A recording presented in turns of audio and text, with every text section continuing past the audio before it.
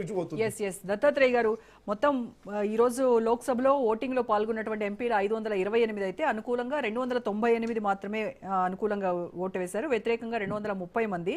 అంటే రావాల్సిన ఓట్లు 352. తేడా చూస్తే ఇక్కడ 54 ఓట్లు తేడాతో ఈ బిల్లు వీగిపోయినటువంటి పరిస్థితి. అంటే కేంద్ర ప్రభుత్వమేమో ఇది మొత్తానికి మాకు దేశ ప్రయోజనాలే ముఖ్యము, మహిళలకు సంబంధించినటువంటి రిజర్వేషన్ బిల్లు చారిత్రాత్మకమైనటువంటి బిల్లును మా హయాంలో ఖచ్చితంగా దీన్ని తీసుకొస్తాము అని చాలా కాన్ఫిడెంట్గా చెప్పారు. ఇప్పుడు చూస్తేనేమో బిల్లు వీగిపోయినటువంటిది.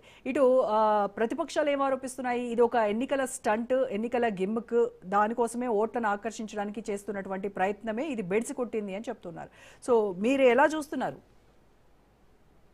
గుడ్ ఈవినింగ్ రోజా గారు, మీకు ప్యానల్లో ఉన్నటువంటి పెద్దలకు, రాజ్ న్యూస్ ప్రేక్షకులకు గుడ్ ఈవినింగ్. ఇప్పుడు ఒక బాధాకరమైన విషయం ఏంటంటే, దశాబ్దాల కాలంగా మహిళలకు రిజర్వేషన్లు రావాలని కోరుకునేటువంటి పార్టీ నాయకుడిగా ఇవాళ నేను చాలా బాధపడతా ఉన్నాను.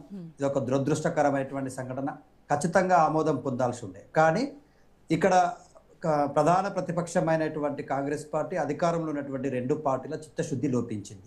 ఫస్ట్ నంబర్ 1 ఎందుకు లోపించింది అంటా ఉన్నామంటే, దీని రాజకీయ ఎత్తుగడలో భాగంగా డీలిమిటేషన్తో ముడిపెట్టి తీసుకురావడమే బీజేపీ చేసిన అతిపెద్ద తప్పు. ఈ 81వ రాజ్యాంగ సవరణ 1996లో ప్రవేశపెడితే రోజా గారు ఒక సభలో ఆమోదించడం, ఒక సభలో అసలు డిస్కషన్ చేయకపోవడం, ఇంకో సభలో తీసుకెళ్లడం, 108వ రాజ్యాంగ సవరణగా పాపం రూపాంతరం చెంది 2008లో మళ్ళీ వచ్చింది.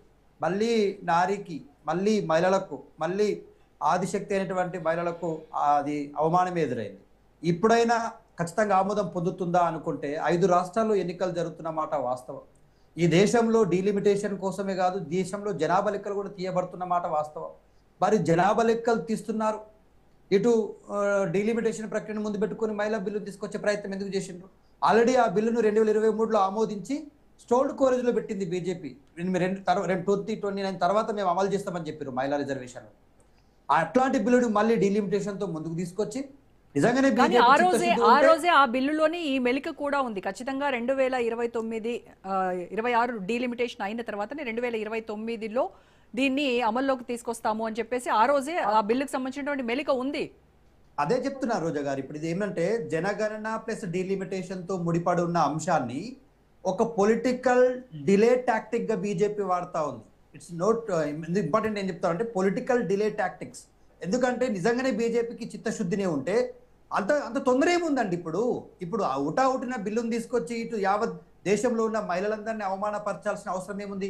మీరు పెట్టుకున్న ఏదైతే ఆ లింక్ ఉందో, డీలిమిటేషన్ తర్వాతనే చేస్తామని, డీలిమిటేషన్ తర్వాత 15 సంవత్సరాల జనాభా లెక్కలు వస్తాయి మనకు.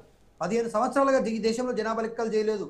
చాలా కారణాల వల్ల, కోవిడ్ వల్ల కావచ్చు, మిగతా అంశాల వల్ల జనాభా లెక్కలు పోస్ట్ పోన్ అవుతూ వచ్చినాయి. అందులో ఇప్పుడు ప్రధానంగా 2 వర్గాల రిజర్వేషన్లు ముడిపడింది. ఒకటి ఓబీసీ రిజర్వేషన్లు, మహిళా కోటాలో ఓబీసీ రిజర్వేషన్లు ఇవ్వాలి. మైనార్టీ రిజర్వేషన్ల అంశం కూడా ప్రస్తావన తీసుకొస్తా ఉంది ఎస్పీ పార్టీ కానీ కాంగ్రెస్ పార్టీ కానీ. మహిళలు, ఈ దేశంలో మైనార్టీలు కూడా ఉన్నారు కదా, మరి మైనార్టీలకు మహిళా రిజర్వేషన్లలో అవకాశం ఉందా లేదా?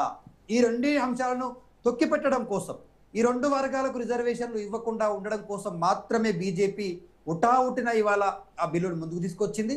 డీలిమిటేషన్ అనేటువంటిది జనాభాతో ముడిపడి ఉంది కాబట్టి జనాభా లెక్కలు తీసిన తర్వాతే, జనాభాలో ఇవాళ మీరు కులగణన అనేటువంటి అంశాన్ని ప్రస్తావించారు కాబట్టి కులగణన తేలిన తర్వాతే మహిళలు ప్లస్ దాంట్లో ఓబీసీలు, దాంట్లో మైనారిటీలు, అన్ని వర్గాల జనాభా లెక్కలు తేలిపోతాయి.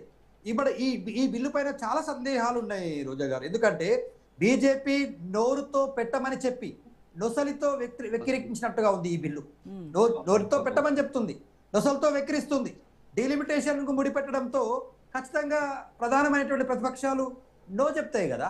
దక్షిణాది రాష్ట్రాల్లో ఆల్రెడీ డీలిమిటేషన్ లో మెజారిటీ ఆఫ్ ద స్టేట్స్ మా వాటా కోల్పోతున్నాం, మా పొలిటికల్ ఆపర్చునిటీ, మా పొలిటికల్ వాయిస్ అనేటువంటిది తగ్గుతుంది అనేటువంటి అంశాన్ని ప్రస్తావిస్తూనే ఉన్నారు. ఫస్ట్ నంబర్ 1 ఏంటంటే ఓబీసీ మైనారిటీ రిజర్వేషన్లను అందులో పొందుపరచకపోవడం, జనాభా లెక్కలు జరిగే వరకు ఆగకపోవడం. అవి 2 తీసుకున్న తర్వాత డీలిమిటేషన్ కు ముడిపెట్టి మహిళా రిజర్వేషన్లు అనుసంధానం చేస్తే 131వ రాజ్యాంగ సవరణ బిల్లు ఆమోదం పొందేది.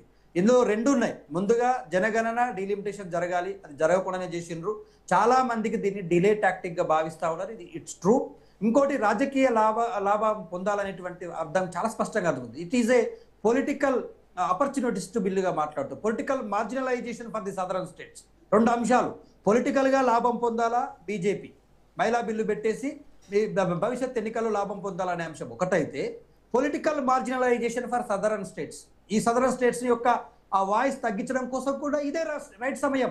ఒకవేళ 2011 జనాభా లెక్కల నుంచి 2026 జనాభా లెక్కల అవుట్కమ్ వస్తే 2026 జనాభా లెక్కల్లో వాళ్ళే ఒప్పుకున్నారు కదా, మేము కులాల లెక్కలు కూడా తెలుస్తామని.